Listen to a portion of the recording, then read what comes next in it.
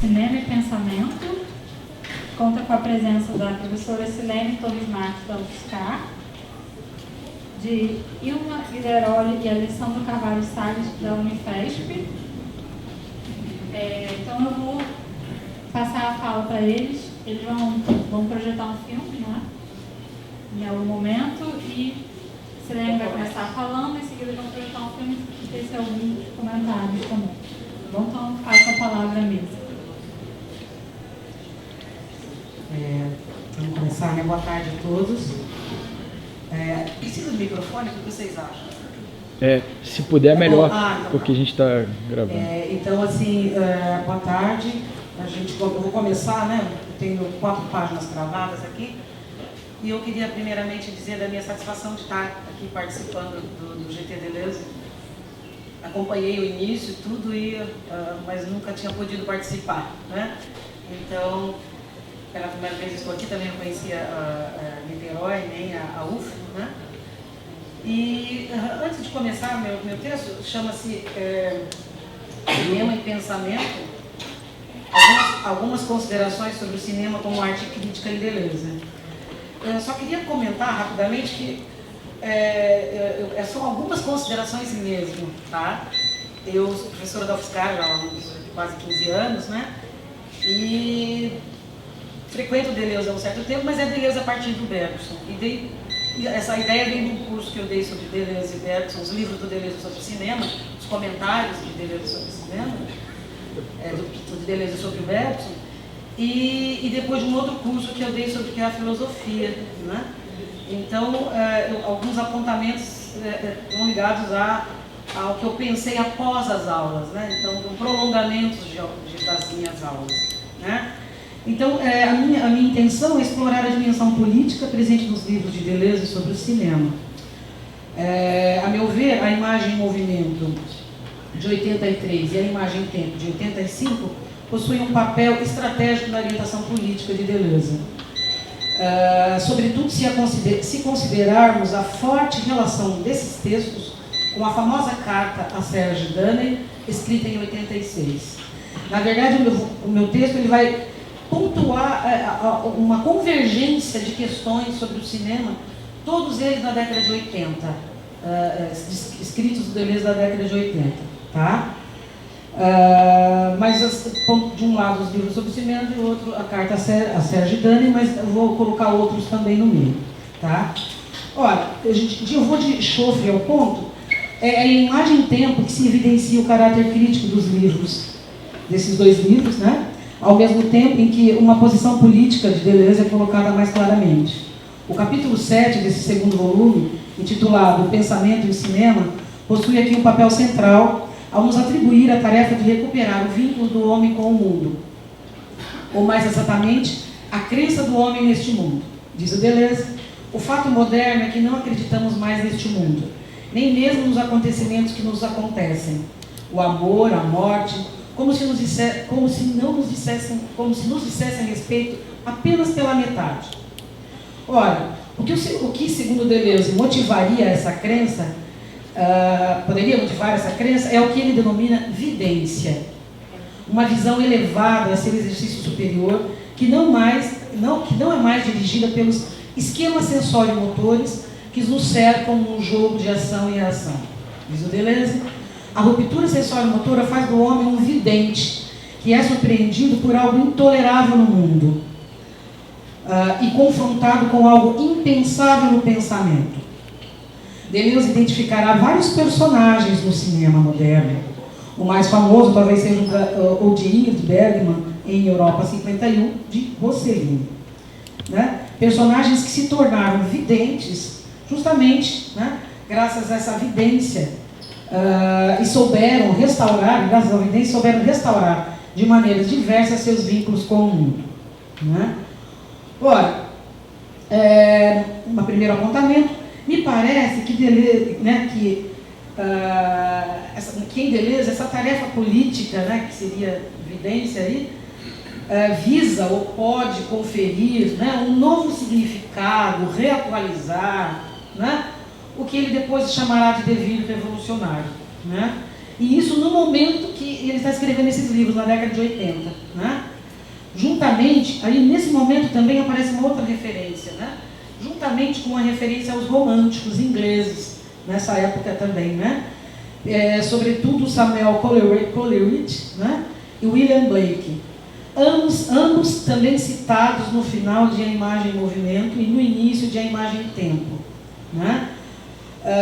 São contemporâneos da Revolução Francesa, né? São poetas que denunciam, né, ao terror, né, como traição dessa revolução. Né? Então seria como se nós disséssemos assim para esses poetas, né? Ou perguntando nesse escopo do Deleuze, né? Como preservar ainda o entusiasmo revolucionário e acreditar numa revolução que vai ser sempre traída? Né? Justamente, eu acredito que nesse momento aparece também o fenômeno da vidência. Né? Acredito ou não, aparece esse fenômeno da vidência. Né? Porque o Blake e o Coleridge, né, substituirão, né, a uma ação que deveria derrubar um regime totalitário, né, autoritário e totalitário, a essa ação ele substitui uma visão superior que pretende revelar, de modo cada vez mais particular, o império da miséria, como Deleuze coloca, né, no final do Cinema 1 e no início do Cinema 2, ou o que Deleuze ainda chama de intolerável, que é uma noção que percorre todo o livro Imagem Tempo. Tá?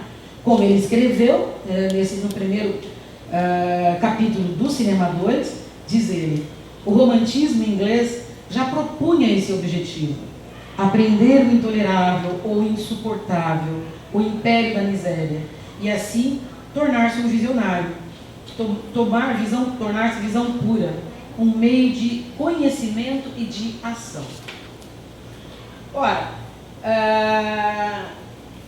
mais um apontamento, né? Eu acredito que é possível relacionar esse romantismo visionário, né, a uma outra traição revolucionária, entre aspas, que Deleuze observou também na década de 84, né, que seria a traição de maio de 68, né, que naqueles anos, né, trazia consigo alguns renegados, né, dos quais Deleuze discorda veementemente. Né? E justamente nesse momento, né, ele dá uma declaração no Magazine Littéraire que justamente, né, no qual ele declara jamais ter renegado maio de 68. Né? Ora, a gente vê nisso uma maneira bastante peculiar, né, de tentar salvar o destino revolucionário, né? Citando os ingleses, tomando-se o cinema moderno em maio de 68 como um fenômeno político de visão, uma visão pura, superior, e mesmo um prelúdio para a realização de algo de outro possível. Né? Pois o que a gente pode dizer que foi fundamentalmente o acontecimento maio de 68? Diz o Deleuze, aqui Deleuze e Guattari, a tradução da Mariana, né, inclusive, né?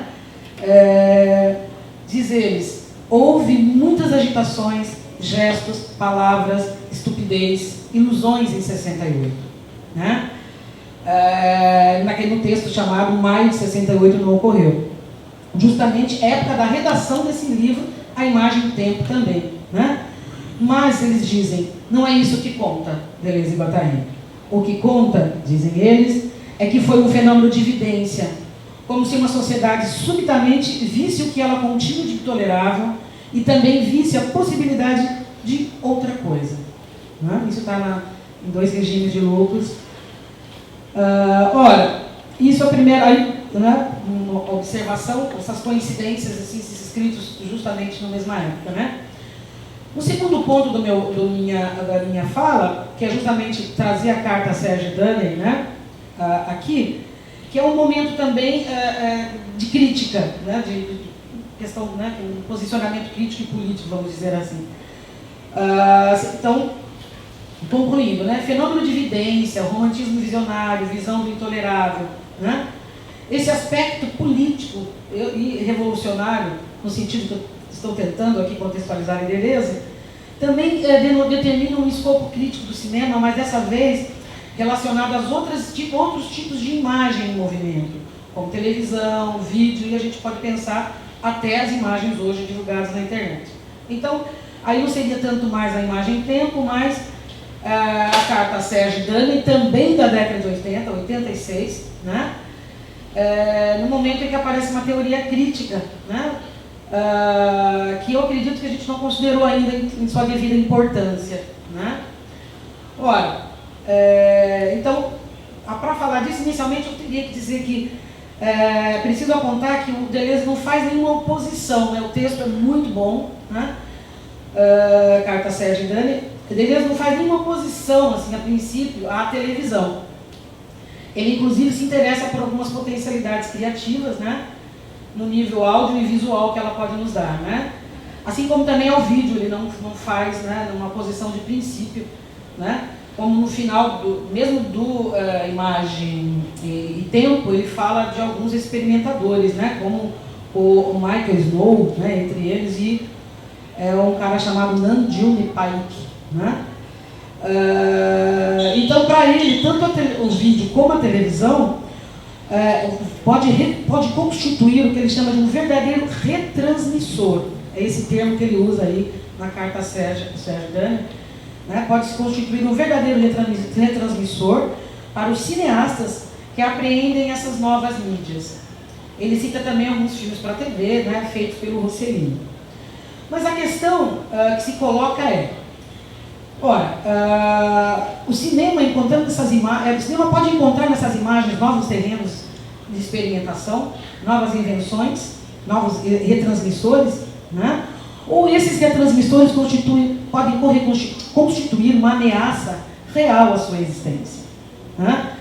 Diz ele, se o cinema buscava na televisão e no vídeo um retransmissor para as novas funções estéticas e noéticas, a televisão, por seu lado, apesar de seus raros primeiros esforços, assegurou para si, antes de tudo, uma função social que quebrava de antemão qualquer retransmissão. Apropriou-se do vídeo e substituiu as possibilidades de beleza e pensamento por poderes inteiramente outros. Fecha, né? Ora, como garantir que a função social destacada aqui não acabe por triunfar sobre a função estética abordada por Deleuze, né, nessa carta ao crítico? Nesse momento das páginas da carta Sérgio Dani, Deleuze traz à tona também uma noção um tanto estranha que parece ser moldada para o nosso tempo, né? Uma noção operatória que tenta se localizar e encontrar alguns mecanismos, né? Nessa nossa era marcada, né, pelo excesso de imagens, né? Já na década de 80 isso, né? Época em que o Deleuze afirma, né, na esteira do Sérgio Dani, ele afirma o seguinte: a imagem desliza sempre sobre uma imagem pré-existente, pressuposta quando o fundo da imagem é sempre já uma imagem, indefinidamente, né? Ora, então o que nos permitirá nos orientar nessa vastidão de imagens, né? Nós não conseguimos diferenciar, aparentemente, né? Deleuze se refere, né, a algo como uma arte do controle, por incrível que pareça, né? Como algo programático, positivo, né? Ora, do que se trata exatamente isso? Né? Aqui é a finalização já dessa questão que eu estou colocando, né? Segundo Deleuze, né, interpretando aqui, né, trata-se de mergulhar na função social da televisão, de mergulhar em suas produções, que às vezes são consideradas medíocres e nauseantes, acompanhar passo a passo essa fria organização da debilidade do cerebelo, que Deleuze vê em alguns de seus programas. Ele cita lá o que ele chama de mercado da cançoneta, né? Crise de epilepsia minuciosamente controlada, né? E nesse momento, ao falar disso, ele faz uma relação, segundo ele, com certos efeitos engendrados no período entre guerras pelas grandes propagandas de Estado, né? Ora, a televisão como novo fascismo, né? Isso aqui, né, está na carta Sérgio Dani, né? Tem umas páginas bem ricas sobre isso, né? Ora, impregnação, imersão, empatia quase como insuportável, né? Essa seria a tarefa, uma das tarefas do cinema nos anos 80.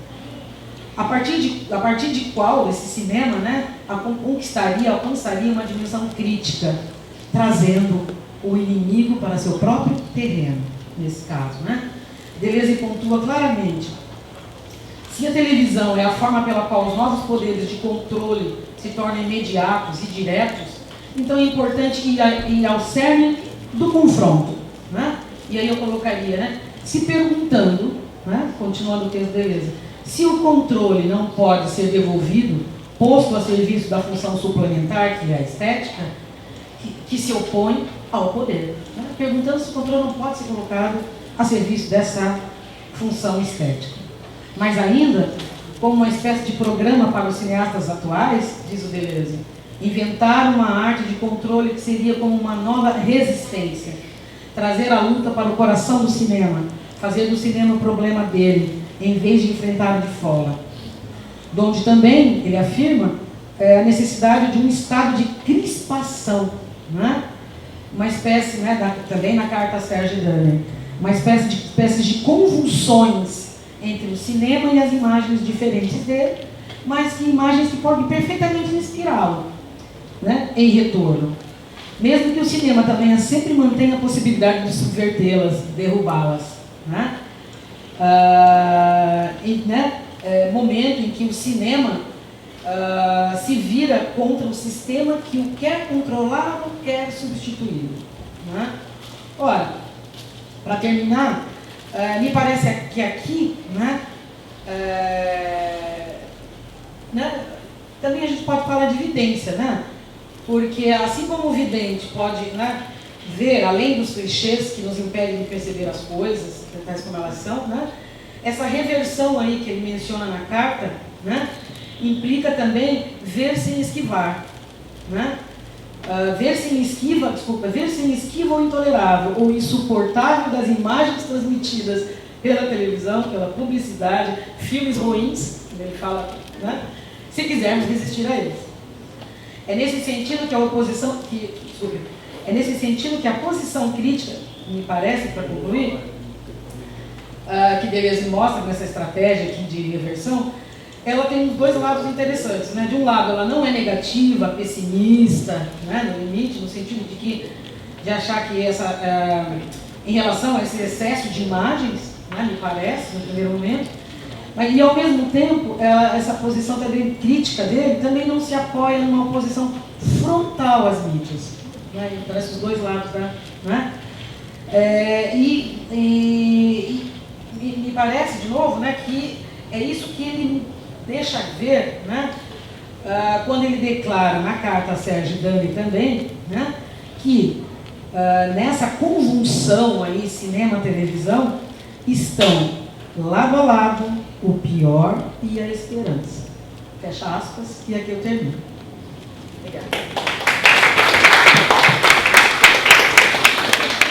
Gente, boa tarde para todo mundo. Antes de mais nada, a gente queria agradecer, né, o acolhimento, agradecer mais uma vez essa ocasião, tá? E agora aqui no Rio, e aí, André, tudo bem? Bem bacana, mais uma edição do nosso encontro, né, do GT Deleuze. Bom, eu sou o professor Alessandro, eu trabalho na Unifesp, mas trabalhei durante um bom tempo aqui na Unirio, né? E bom, uma vez feita essa transferência, né, lá para São Paulo, e já de algum tempo antes mesmo, em todo caso, eu e a Ilma, a gente vem trabalhando juntos, né? A Ilma já tem todo um percurso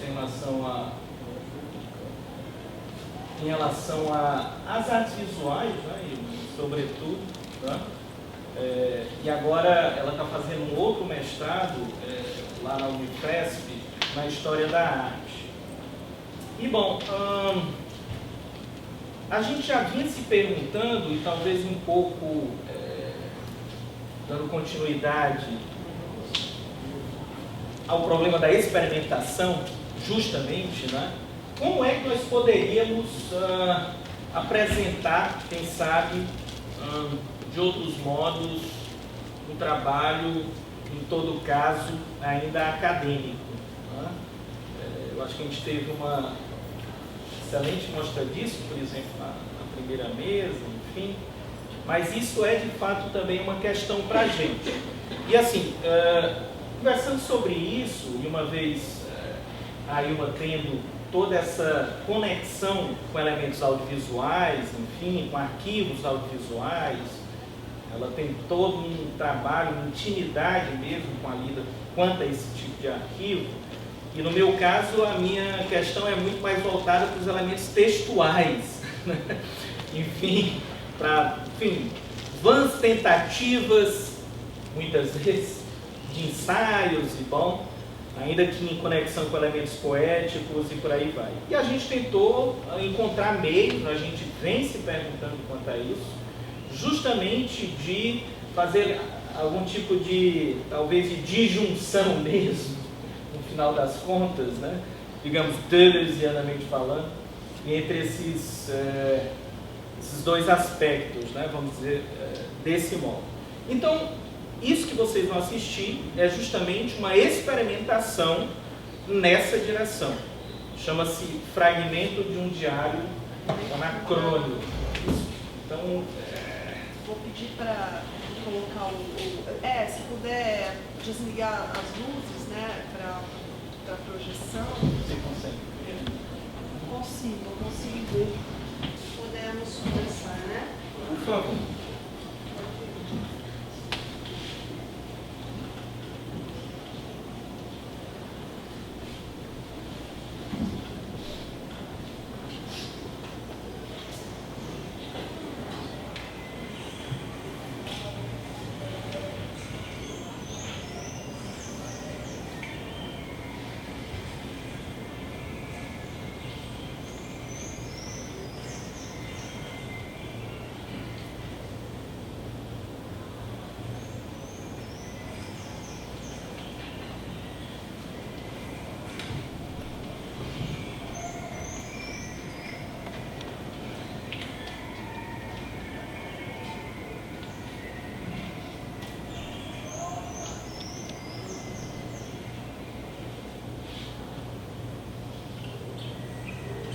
Moramos em São Paulo, no bairro das Perdizes, zona oeste da cidade, perto do Parque da Água Branca.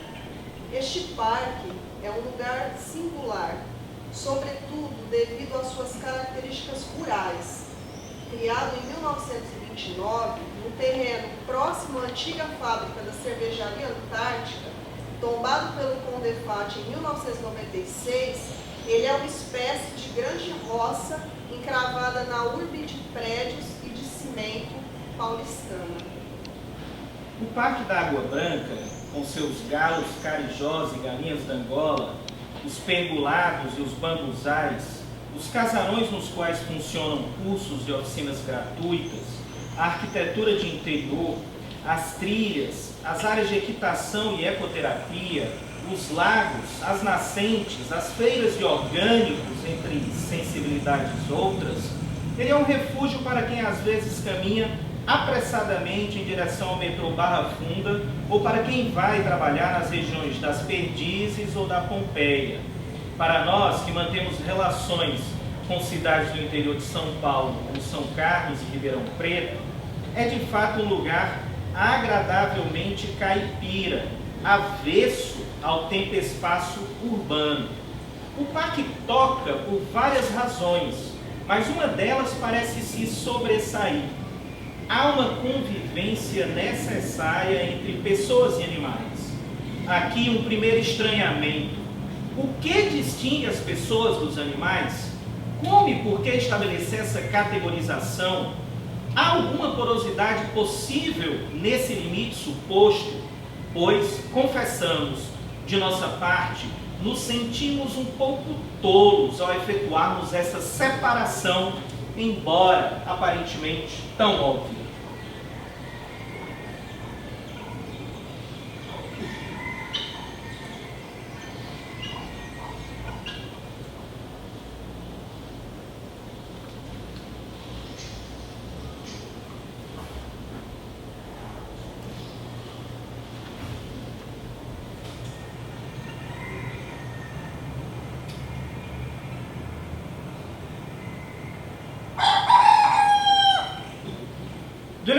pensador que insiste na ideia de devires animais que atravessam o humano. Em sua figura, algo mesmo de animalesco, a começar por suas longas e cultivadas unhas, garras, dídaros. Ele é conhecido, como sabemos, por um bestiário particular. Nada de cães ou gatos, animais tornados de família, e assim talvez edipianos demais. Mas, por exemplo, que tal carrapatos, piolhos, aranhas? Estes nos mostrariam mais propriamente algo que está em jogo nos devires animais, a constituição de mundos muito particulares e os modos pelos quais emitem e reagem a alguns signos, às vezes pouquíssimos, como é o caso do carrapato.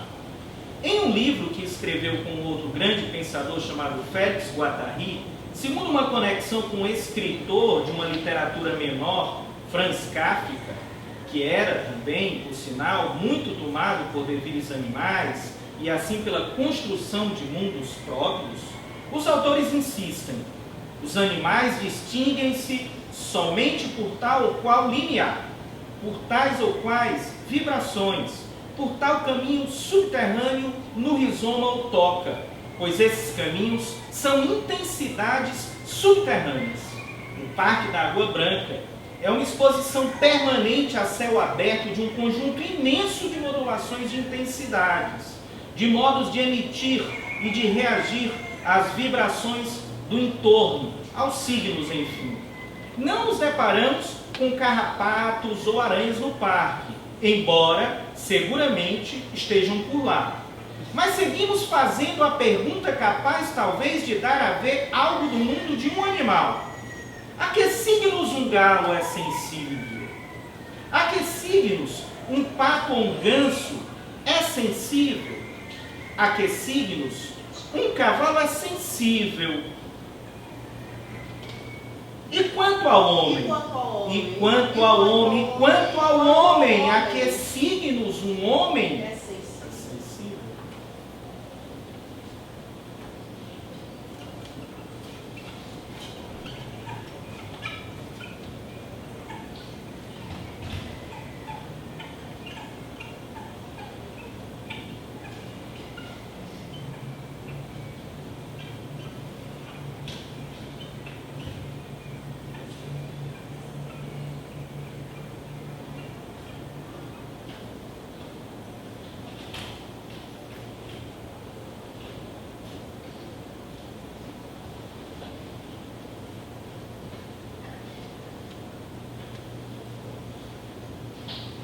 Dilberman é também um outro pensador dos entre-lugares.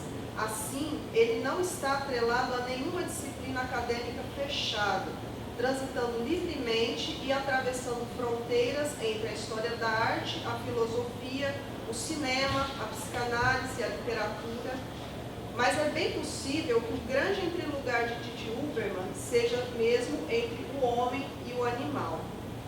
Ele é um estudioso das imagens e gosta de abri-las, ou antes de a elas se abrir.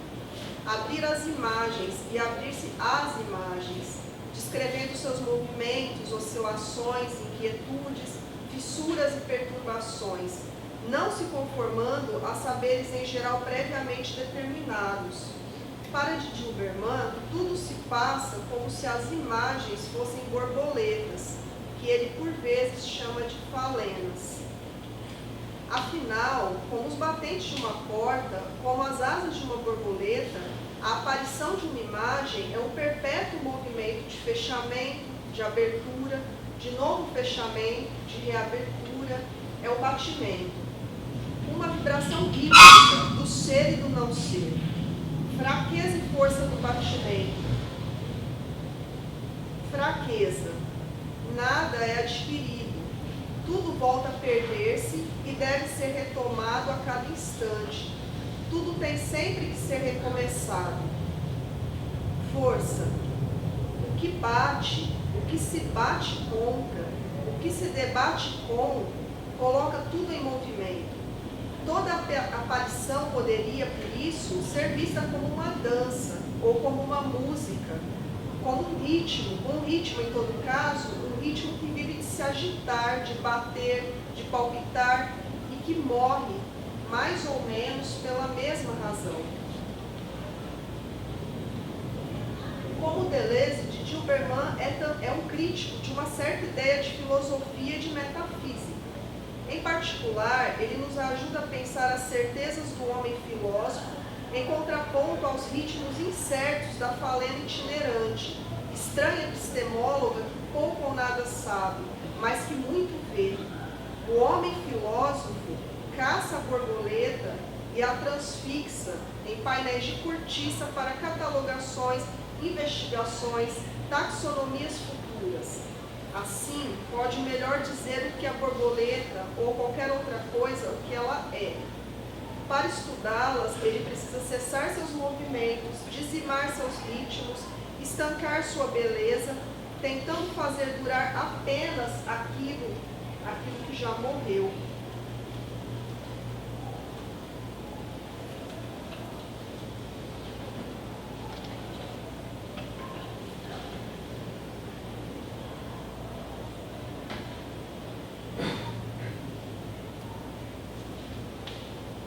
A modernidade é tida como o espaço e o modo de pensamento alicerçados na condição de uma racionalidade humana, do homem, de sua consciência suposta diáfana, ao ponto mesmo em que seria possível chegar a uma plenitude última da verdade e do sentido.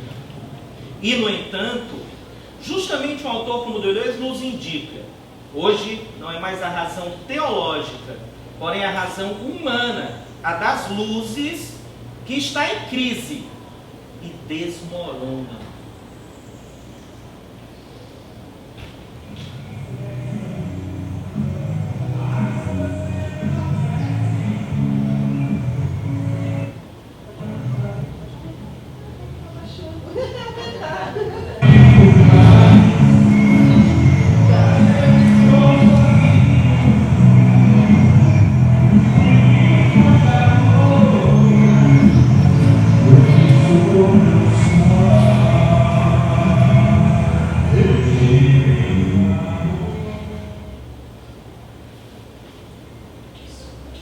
Dito de outro modo, o homem insistiu ao longo de séculos da chamada civilização, e sobretudo durante a modernidade, em separar-se da natureza, ao ponto de sobre ela poder legislar, de querer dominá-la. No entanto, a própria história do século XX, ao que parece, mostrou as insuficiências e os limites desse projeto. Mas, enfim, o que podem galos, patos, carpas, cavalos, borboletas, diante do homem? Porque para alguns é tão simples e fácil, em todo caso, retomando o nosso questionamento inicial, falar de pessoas de um lado, de animais de outro. Fecharam-se, então, nossos deveres animais, fecharam-se, então, nossas conexões, aquelas conexões, em todo caso, possíveis com a natureza.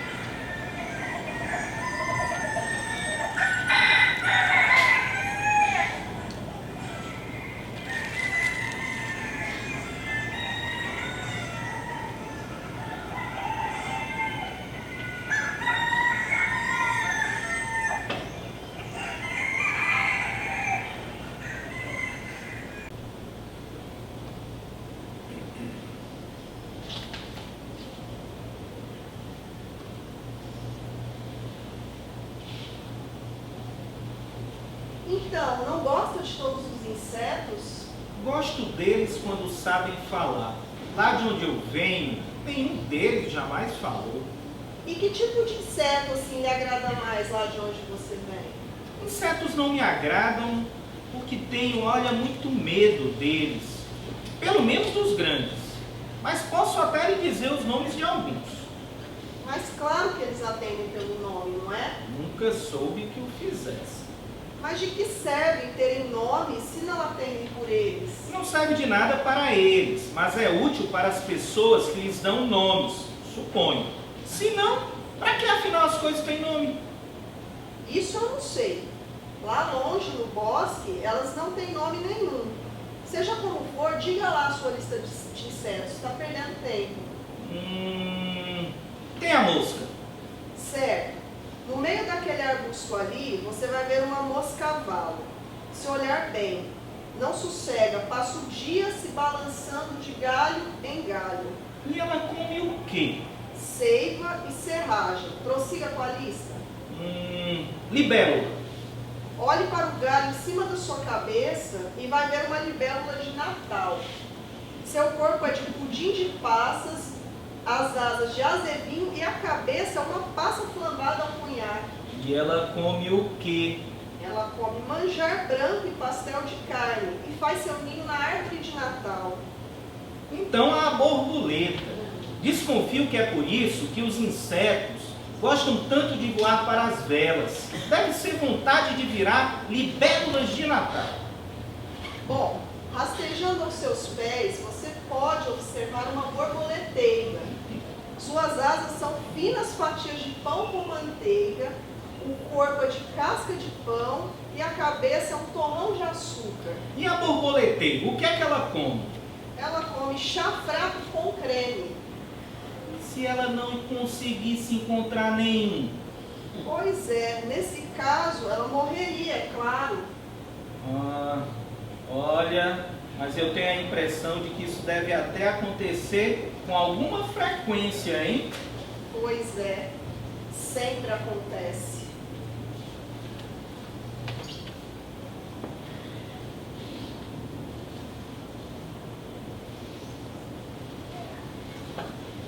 Os devidos animais nos devolvem a natureza, ou melhor, este é um ar que vai ainda melhor com a brincadeira da crase. Os devidos animais nos devolvem a natureza. E é bem possível que toda a obra conjunta de Deleuze e Guattari avance na direção, como outros já disseram, de uma filosofia da natureza. E quanto a de Gilberman, aquele que borboleteia o que fala de e sobre as imagens, ele nos mostra como as mariposas falenas dispõem de uma teoria prática da vida e do conhecimento muito avançada, quando relata, por exemplo, que elas são dionisíacas. Durante uma breve vida, boa parte dela é acasalar, copular. Por outro lado, notem, elas são atraídas pelo cheiro da cerveja, o que prova um desvio de comportamento, fazendo com que se esqueçam, somente neste caso, de copular. Parece, portanto, que as fronteiras entre pessoas e animais são mais porosas do que quis crer nossa vã modernidade. Em contraponto à grandiosidade reivindicada pelo eu e seus correlatos modernos, Deleuze, Guattari, de Gilberman, Kafka, entre outras larvas acrobatas, fizeram e fazem da vida uma espécie de parque permanente de miudezas do pensamento e da arte. Eles souberam ter uma relação animal com os animais. Se alçaram à escuta de caracóis e vagalumes. Foram capazes de ouvir e assim iluminar os escuros das coisas.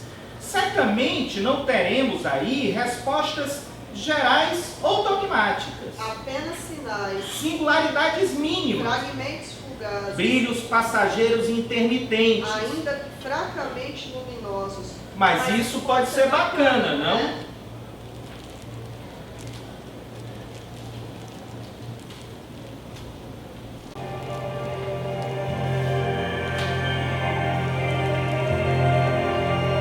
There is no order here, nothing can be planned.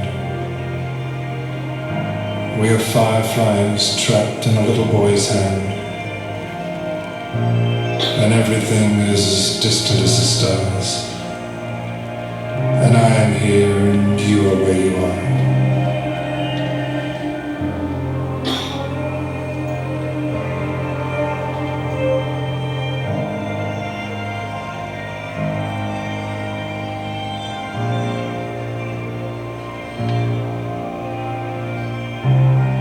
We lie among our atoms, and I speak to you of things and hope sometimes that maybe you will understand. And there is no order here, and there is no middle ground. And nothing can be predicted, and nothing can be planned.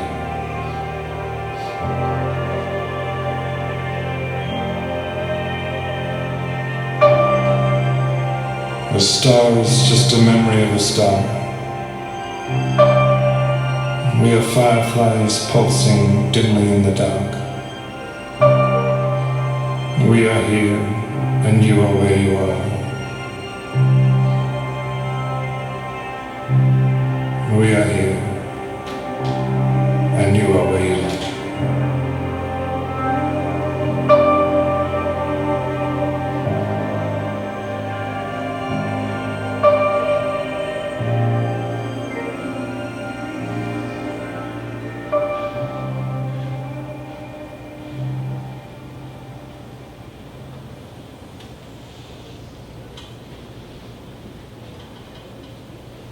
É isso, gente.